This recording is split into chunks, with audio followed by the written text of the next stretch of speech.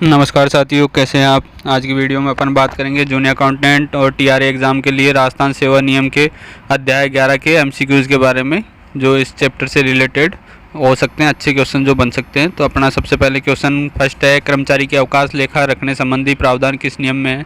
मतलब जो leave account होंगे, जो उसके अवकाश लेखा होंगे, वो कहाँ रखे जाएंगे, उसके बारे में कहाँ प्रोविज़न दिया हुआ है, ये किस रूल में है। तो यहाँ ऑप्शन ब आएगा, नियम 87A, नियम 87A में इसके बारे में दे रखा है।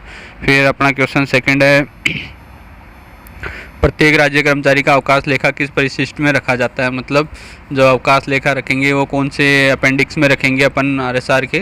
तो यहाँ जो आंसर आएगा वो ऑप्शन से आएगा, परिशिष्ट सेकंड प्रपत्र संख्या 1 में। मतलब अपेंडिक्स सेकंड में है, इसका जो प्रपत्र संख्या 1 है उसमें ये रखे जाते हैं। फिर क्वेश्चन थर्ड है, राजपत्रित अधिकारियों का अवकाश लेखा कहाँ रखा जाता है। मतलब जो गेस्टेड ऑफिसर होंगे उनके जो लीव अकाउंट होंगे, अवकाश लेखा होंगे, वो कहाँ पर रखेंगे। तो यहाँ आंसर जो आएगा वो आएगा ऑप्शन द, क्या है, जहाँ उनकी सर्विस बुक रखी जाती है। तो अपन ने बात की थी, जहाँ उनकी सर्विस बुक होगी, जिस ऑफिस में सर्विस बुक रखेंगे वहीं पर ही उनके अवकाश लेके रखे जाएंगे। अवकाश के बारे में रिकॉर्ड उनका वहीं पर ही रहता है।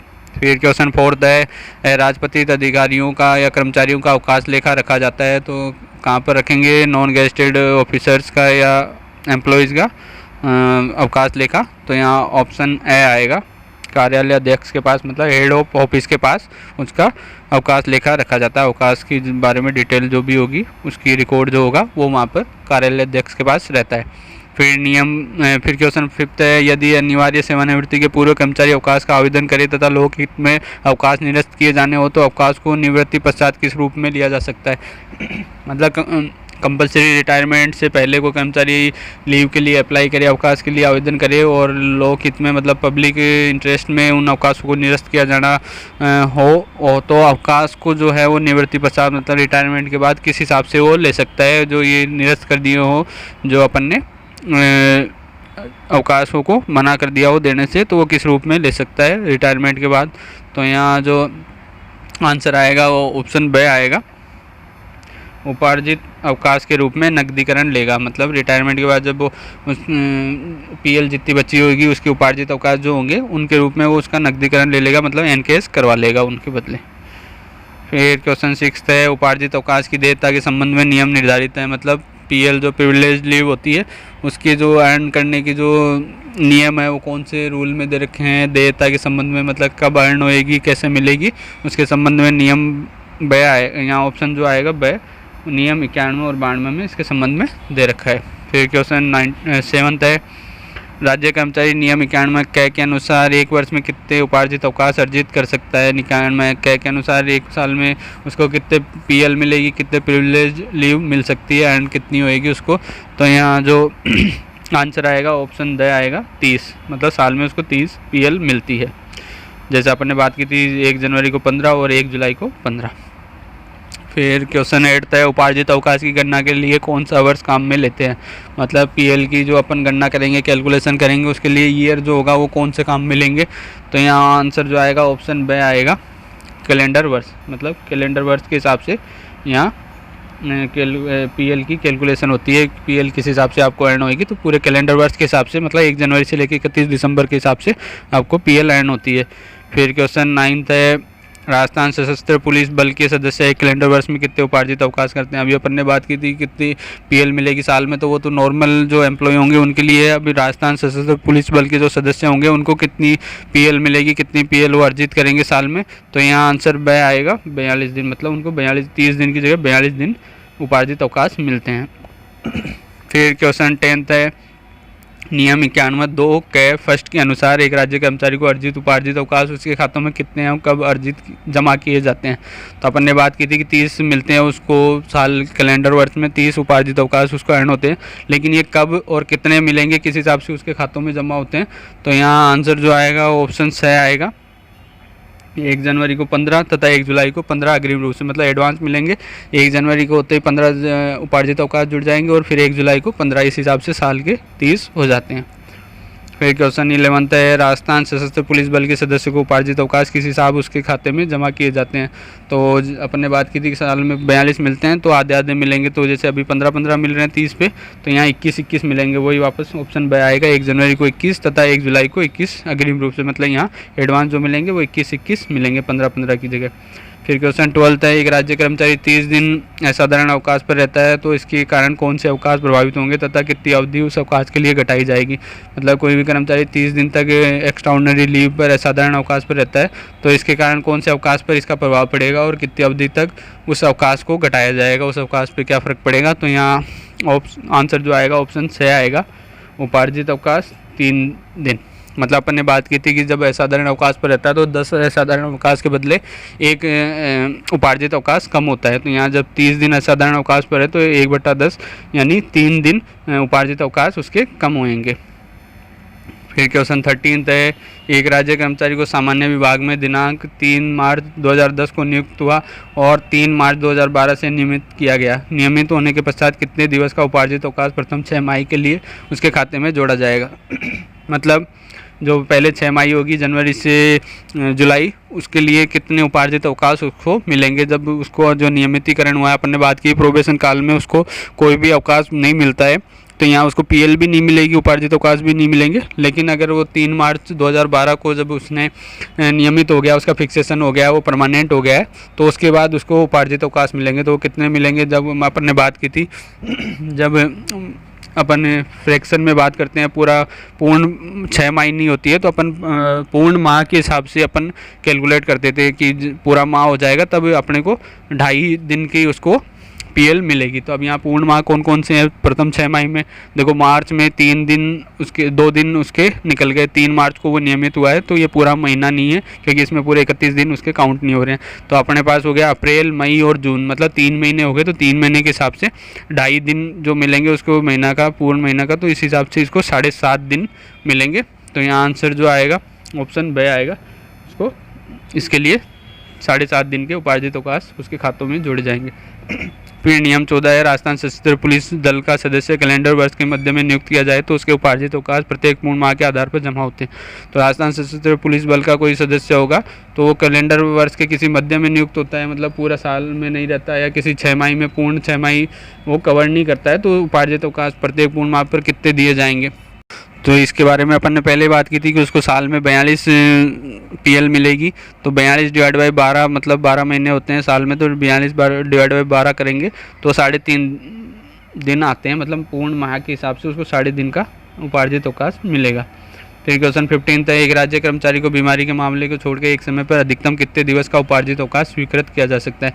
मतलब कोई बीमारी हो गई है, उस मामले को छोड़कर कोई और अन्य रीजन से वो उपार्जित अवकाश लेना चाहता है, तो एक बार में कितने अधिकतम उपार्जित अवकाश स्वीकृत किए जा सकते हैं। तो यहाँ आंसर जो आएगा वो ऑप्शन ब आएगा, 120 दिन। 120 दिन तक का उनको उपार्जित अवकाश दिया जा सकता है। फिर क्वेश्चन 16 है, राज्य कर्मचारी को बीमारी के मामले में अधिकतम उपार्जित अवकाश स्वीकृत किया जा सकता है। अभी अपन ने बात की थी बीमारी के अलावा कितनी होगी, अब अपन बात कर रहे हैं बीमारी में कितनी मिलेगी। तो यहाँ आंसर जो आएगा ऑप्शन से आएगा, जमा अवकाश की सीमा तक, मतलब जितने भी अवकाश उसके पास जमा है उस लेवल, उस सीमा तक उसको दिया जा सकता है, उस लिमिट तक उसको पूरे उसका अवकाश स्वीकृत किए जा सकते हैं। फिर क्वेश्चन 17 है, सेवा में रहते उपार्जित अवकाश के बदले नगद भुगतान प्राप्त करने का नियम निर्धारित है एवं कर्मचारी द्वारा अवकाश समर्पित करने के लिए वर्ष की गणना मानी जाती है। मतलब सेवा में रहते हुए आप जो आपके उपार्जित अवकाश पीएल है उनके बदले एनकेएस करवाना चाहते हो, और तो ये किस रूल में दिया हुआ है इसके बारे में और इसकी गणना करने के लिए, समर्पित करने के लिए जो गणना होगी तो वो वर्ष कौन सा माना जाएगा। तो यहाँ आंसर जो आएगा ऑप्शन ब आएगा, नियम 91A वित्तीय वर्ष। तो मतलब अपन ने जो बात की थी उपार्जित अवकाश जो एंड होंगे अपने को मिलेंगे वो तो कैलेंडर वर्ष के हिसाब से मिलते हैं, लेकिन जब अपन उनको एनकेएस करवाएंगे, उनके नकदीकरण करवाते हैं, तो उसमें वित्तीय वर्ष काउंट होएगा, मतलब 1 अप्रैल से 31 मार्च। तो ये ध्यान रखना, और ये नियम है 91A। फिर क्वेश्चन 18 है, सेवानिवृत्ति पर अनुपयोजित उपार्जित अवकाश की अवधि में अधिकतम कितने दिवस का भुगतान किया जाता है तथा किस नियम में वर्णित है। मतलब कोई कर्मचारी रिटायर हो गया और उसके कोई अनयूज्ड जो प्रिविलेज लीव होंगे, अनुपयोजित उपार्जित अवकाश होंगे, उसके बदले कितने अधिकतम अवकाशों का उसको भुगतान हो सकता है, नगद भुगतान हो सकता है, एनकेएस करवा सकता है, और इसके बारे में किस नियम में दिया हुआ। तो यहाँ जो आंसर आएगा वो ऑप्शन ए आएगा, 300 दिवस नियम 91 व्यय। तो ये नियम 91 व्यय में इसके बारे में बता रखा है, और अधिकतम वो 300 दिवस का नकदीकरण ले सकता है उपार्जित अवकाश का।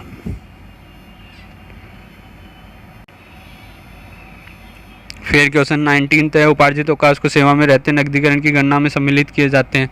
मतलब प्रिविलेज लीव को सेवा में रहते हुए नकदीकरण की गणना में क्या क्या शामिल करेंगे। मतलब आप सेवा में रहते हो, पीएल के बदले आप केस करवाना चाहते हो, केस लेना चाहते हो, नगद लेना चाहते हो उसके बदले में, तो जो वेतन होएगा उसमें क्या शामिल किया जाएगा। तो यहाँ ऑप्शन जो आएगा वो ए आएगा, मूल वेतन और महंगाई भत्ता। जो आपका बेसिक पे होगी उसमें डीए जुड़ के और उसके हिसाब से आपकी कैलकुलेशन होएगी।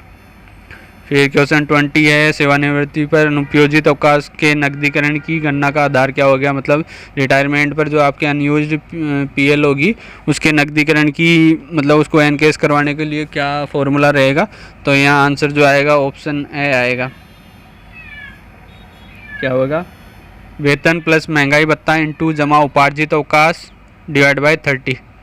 मतलब जो आपका बेसिक पे होगी प्लस उसमें महंगाई भत्ता जो जुड़ जाएगा, ये जो अपन ने ऊपर ही बात की थी वही सेम चीज़ हो जाएगी, वेतन प्लस महंगाई भत्ता इंटू जमा उपार्जित अवकाश। जो आपके पास जमा उपार्जित अवकाश पड़े हैं, अनुपयोजित उपार्जित अवकाश होंगे जो मैक्सिमम 300 दिवस होंगे, डिवाइड बाय 30, ये आपका फॉर्मूला बनेगा उसमें। फिर क्वेश्चन 21 है, सेवानिवृत्ति पर अनुपयोजित उपार्जित अवकाश का नगद भुगतान निम्न में से किसे देय नहीं है। मतलब रिटायरमेंट पर जो आपके अनयूज्ड पीएल पड़ी है उसका एनकेसमेंट कौन नहीं करवा सकता है, किसको इसका लाभ नहीं मिलेगा। तो यहाँ आंसर जो आएगा वहाँ ऑप्शन बी आएगा, दंड के कारण अनिवार्य सेवानिवृत्त किया गया हो, जिस कर्मचारी को पेनल्टी लगी हो, कोई दंड मिला हो, उसके कारण उसको रिटायरमेंट, कंपलसरी रिटायरमेंट दिया गया हो, तो उसको ये लाभ नहीं मिलेगा। फिर क्वेश्चन 22 है, सेवा में रहते कर्मचारी की मृत्यु हो जाने पर उपार्जित अवकाश का नकदीकरण उसके आश्रित को कितनी संख्या तक किया जा सकता है। मतलब कोई सर्विस में रहते हुए उसकी डेथ हो जाए कर्मचारी की, तो जो अनयूज्ड उसके पीएल होगी उनका एनकेसमेंट उसके आश्रित को जो नॉमिनी होगा उसको कितनी संख्या तक दिया जा सकता है। तो यहाँ आंसर जो आएगा ऑप्शन ए आएगा, वही बात, जमा उपार्जित अवकाश अधिकतम 300 दिन। मतलब जो उसके पास जमा होंगे उपार्जित अवकाश उनका, उसको एनकेसमेंट मिल सकता है, लेकिन मैक्सिमम जो लिमिट है, सीलिंग जो है वो 300 दिन है, जो नॉर्मली रिटायरमेंट होने पर भी वही लिमिट चलती है। फिर क्वेश्चन 23 है, विश्रामकालीन विभाग में शिक्षा विभाग विश्रामकालीन कर्मचारियों को कैलेंडर वर्ष में कितने उपार्जित अवकाश दे हैं। मतलब कोई विश्रामकालीन विभाग है जैसे शिक्षा विभाग है, तो उसमें जो उनके कर्मचारी होंगे विश्रामकालीन कर्मचारी जिनने विश्रामकाल का उपयोग किया है, तो उनको कैलेंडर वर्ष में कितने उपार्जित अवकाश मिलेंगे। अभी तक अपन ने बात की थी कि नॉर्मल को 30 मिलते हैं, सशस्त्र पुलिस बल के सदस्यों को 42 मिलते हैं। तो यहाँ जो विश्रामकालीन शिक्षा विभाग के जो कर्मचारी होंगे उनको 15 दिवस के पीएल मिलते हैं साल में कैलेंडर वर्ष। फिर क्वेश्चन 24 है, विश्रामकालीन विभाग शिक्षा विभाग उपार्जित अवकाश कर्मचारी खातों में कब जोड़े जाते हैं, लेखों में कब लिखेंगे। तो अपन बात करते हैं कि विश्रामकालीन विभाग जो शिक्षा विभाग होंगे उसमें पीएल जो होगी वो कर्मचारी खाते में कब जुड़ेगी, कब उसकी एंट्री अपन करते हैं।